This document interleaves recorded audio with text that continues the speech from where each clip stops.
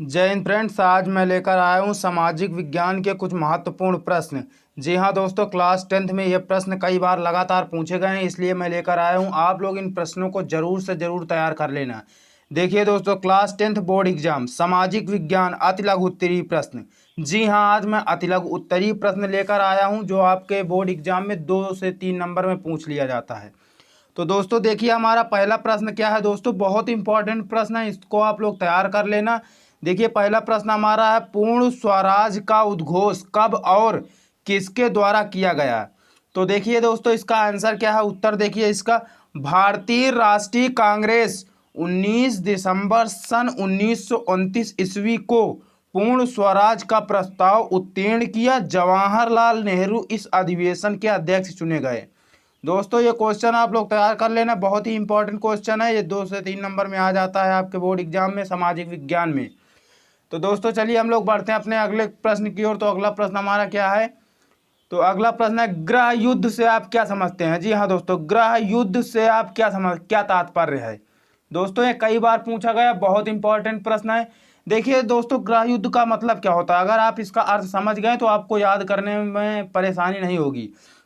देखिए गृह युद्ध का मतलब होता है घर का युद्ध, जो हमारे घर में ही हो। तो घर, यहाँ पर ग्रह मतलब घर होता ही है, लेकिन यहाँ पर ग्रह का अर्थ अपना घर नहीं है, यहाँ पर पूरे देश से है। गृह युद्ध उस युद्ध को कहा जाता है जैसे ऐसे दो देश जो पहले एक ही देश में थे, मतलब एक ही साथ थे, अब वो अलग हो गए और उनसे युद्ध हो जाए तो उसे ही गृह युद्ध कहते हैं।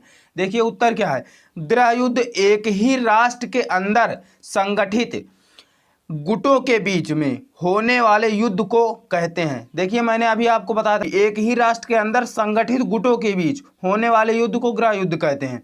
कभी कभी गृह युद्ध ऐसे दो देशों के युद्ध को कहा जाता है जो कभी एक ही देश के भाग रहे हों।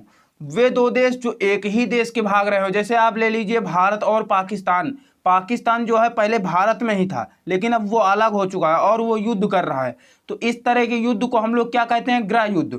दोस्तों आप लोग इसको अच्छे से तैयार कर लेना, काफ़ी ज़्यादा इंपॉर्टेंट प्रश्न है। अगला जो हमारा है, अगले प्रश्न की ओर बढ़ते हैं। अगला प्रश्न हमारा है, सांप्रदायिकता से आप क्या समझते हैं। ये भी काफ़ी इंपॉर्टेंट है, इसको दोस्तों मैंने इसको पेपर से लिया, आप लोग इसको तैयार कर लेना, बेहद इंपॉर्टेंट प्रश्न है। तो सांप्रदायिकता का संबंध किसी धर्म, जाति अथवा समूह से है। सांप्रदायिकता जो हमारा है उसका संबंध क्या है, किसी धर्म, जाति अथवा समूह से है। तथा सांप्रदायिकता का आधार धर्म है। सांप्रदायिकता का आधार जो है वो क्या है, धर्म है, धर्म। सांप्रदायिकता का आधार धर्म है।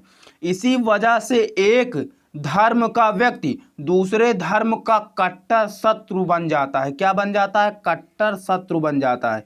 एक धर्म का व्यक्ति दूसरे धर्म का कट्टर शत्रु बन जाता है। तो इसे ही क्या कहते हैं हम लोग, सांप्रदायिकता। इसे सांप्रदायिकता कहा जाता है। दोस्तों आप लोग इसको तैयार कर लेना, है 2 से 3 नंबर में पूछ लिया जाता है, बहुत इंपॉर्टेंट क्वेश्चन है, आप लोग इसको अच्छी तरीके से तैयार कर लेना। अगला क्वेश्चन है, सकल घरेलू उत्पाद क्या है। क्या सकल घरेलू उत्पाद, घरेलू उत्पाद क्या है। तो इसे हम लोगों को बताना है कि सकल घरेलू उत्पाद क्या है। उत्तर क्या है, देखिए दोस्तों उत्तर हमारा क्या है, किसी भी देश के अंदर एक वर्ष की अवधि में उत्पादित वस्तुओं और सेवाओं के कुल मौद्रिक मूल्य को सकल घरेलू उत्पाद अथवा क्या इसको अंग्रेजी में क्या कहते हैं, ग्रॉस डोमेस्टिक प्रोडक्ट, जीडीपी कहते हैं।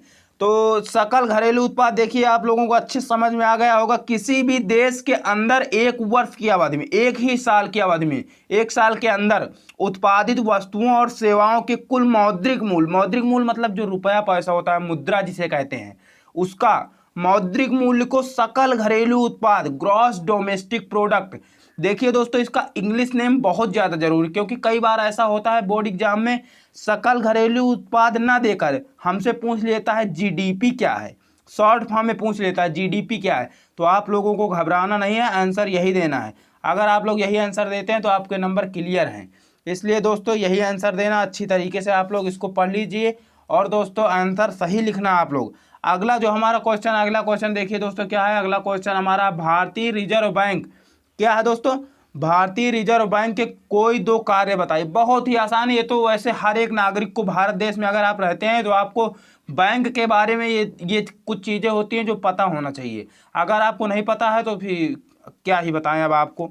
देखिए क्या है उत्तर, भारतीय रिजर्व बैंक के 2 कार्य निम्नलिखित हैं। आप लोग इसको उत्तर तो ऐसे डायरेक्ट भी लिख सकते हैं 1-2 नंबर करके, लेकिन हमें थोड़ा अच्छी तरीके से लिखना है ताकि एग्जामिनर को समझ में आए और वो हमें पूरे नंबर दे।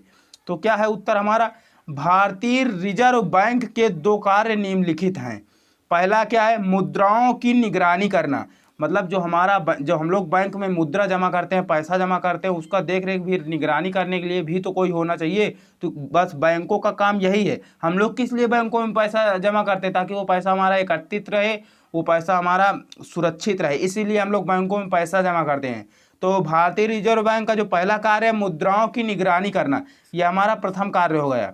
दूसरा कार्य है विदेशी मुद्राओं का प्रबंधन करना, जो हमारे विदेश से मुद्राएं आती हैं, अमेरिका वगैरह से दूसरे देशों से जो मुद्राएं आती हैं, उन मुद्राओं का प्रबंधन करना, उन मुद्राओं को अपने देश की मुद्रा में बदलना, बस यही सब काम होता है बैंकों का।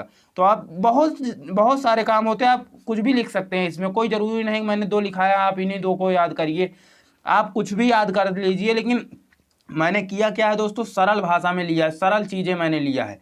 उसके बाद जो अगला हमारा है, ये भी बहुत ही सरल क्वेश्चन है, कई बार पूछा गया है। देखिए ये हमारा क्वेश्चन क्या है, किन्हीं 2 अधात्विक खनिजों के नाम लिखिए।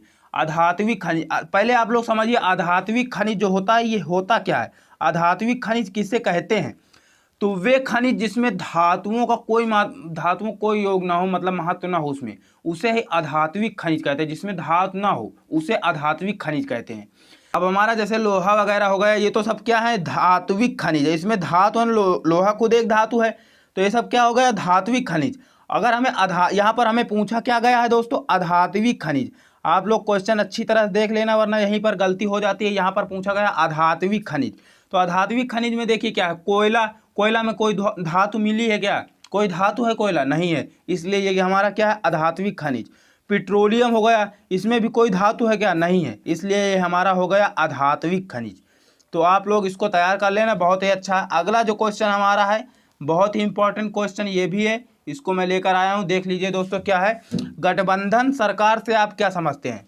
काफ़ी इंपॉर्टेंट क्वेश्चन, कई बार पूछा गया है ये क्वेश्चन। अभी आपके हाल ही में जो 2022 में जो एग्जाम हुए उसमें पूछा गया, उसमें सारे क्वेश्चन पूछे गए। आप लोग 2022 का एक बार पेपर उठाकर देख लेना। गठबंधन सरकार से आप क्या समझते हैं। गठबंधन सरकार, देखिए आपको मैं बता रहा हूँ आंसर में, उत्तर में देखिए क्या लिखा है, गठबंधन सरकार से हमारा तात्पर्य है कि, गठबंधन सरकार से हमारा तात्पर्य है कि जब कोई पार्टी बहुमत से नहीं आ पाती है, जब कोई पार्टी बहुमत से नहीं आ पाती है तो उसे दूसरी पार्टी अपना समर्थन देती है। जो दूसरी पार्टी होती है वो अपना समर्थन दे देती है, दूसरी पार्टी अपना समर्थन देती है, दूसरी पार्टी वोट देती है, और क्या देती है, वोट देती है, जिससे उसका कंप्लीट हो जाता है, मतलब वो फिर लड़ सकती है। उसके बाद बहुमत से नहीं आ पाते, उसके बाद वो चुनाव लड़ सकती है, तो वो कंप्लीट हो जाता है और वह सरकार बनने के लायक हो जाती है। उसके बाद वो सरकार बन सकती है, मतलब अपना चुनाव लड़ सकती है। तो इसे ही हम लोग गठबंधन सरकार कहते हैं। आप लोग देखते होंगे जब चुनाव आता है तो हमें पता चलता है कि ये सरकार मतलब गठबंधन से लड़ रहे हैं, ये है। आप लोग राजनीति के बारे में वैसे मुझे बहुत ज़्यादा तो नहीं, लेकिन फिर भी पता है, इतना तो पता ही है गठबंधन सरकार के बारे में। तो आप लोगों को मैं ये जितना लिखा है, जितने आंसर लिखाए हैं दोस्तों, आप लोग इसको तैयार कर लेना। इन क्वेश्चनों को मैंने 2022 वाले पेपर से लिया है।